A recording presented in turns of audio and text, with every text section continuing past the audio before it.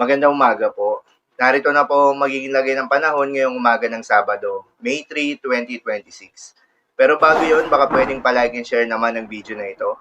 Comment ka na rin kung taga saan lugar ka para malaman natin kung hanggang saan umabot ang video na ito. Huwag mo din kalimutan na mag-follow at mag-subscribe sa ating Facebook page at YouTube channel. Sa kasalukuyan na tayo sa pag-asa, easterlies o yung mainit na hangin na nanggagaling sa may karagatang Pasipiko, ang dominanting weather system na nakakaapekto sa buong bahagi ng ating bansa. Dahil dito ay asahan yung generally fair weather condition, mainit at malinsangan na panahon sa umaga hanggang sa tanghali. Subalit pagsapit ng hapon o gabi, ay asahan naman yung mataas na tsansa ng mga pag-ulan o thunderstorms. Magandang balita naman dahil ayon sa pag-asa ay wala pa rin tayong binabantayan na low pressure area o bagyo sa loob o malapit sa Philippine Area of Responsibility na maring makaapekto sa ating bansa. Subalit maging handa pa rin tayo dahil base sa tropical cyclone formation ng pag-asa, para sa buwan ng Mayo, posibleng may 1 hanggang 2 bagyo na pumasok o mabuo sa loob ng Philippine Area of Responsibility ngayong buwan na maaaring bigyan ng local name na Bagyong Kaloy at Bagyong Domeng.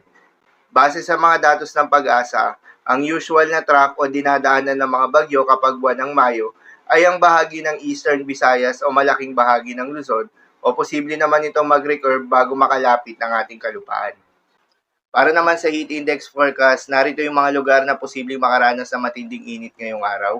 43 degrees Celsius sa Maylawag City, Ilocos Norte, Dagupan City, Pangasinan, Bacnotan, La Union, Apari, Cagayan at Tuguegarao City, Cagayan.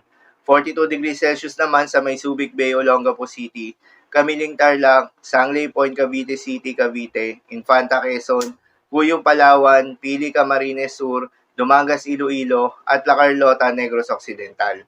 Ang mga nabanggit na lugar ay nasa kategory ng danger level na kung saan posible itong magdulot ng mga heat cramps o heat exhaustion. Kaya naman iwasan muna ang mga gawain na posibleng magdulot ng heat stroke at ugaliin na uminom ng tubig at magdala ng payong kung sakaling lalabas ang inyong mga tahanan.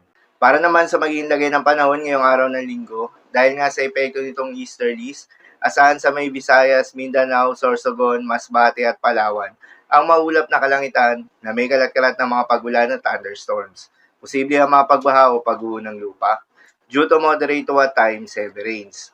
Habang sa Metro Manila at nalaming bahagi pa ng ating bansa, ay asahan naman yung bahagyang maulap hanggang sa maulap na kalangitan na may kalat-kalat ng mga pagulan o thunderstorms na dulot pa rin ng easterlies.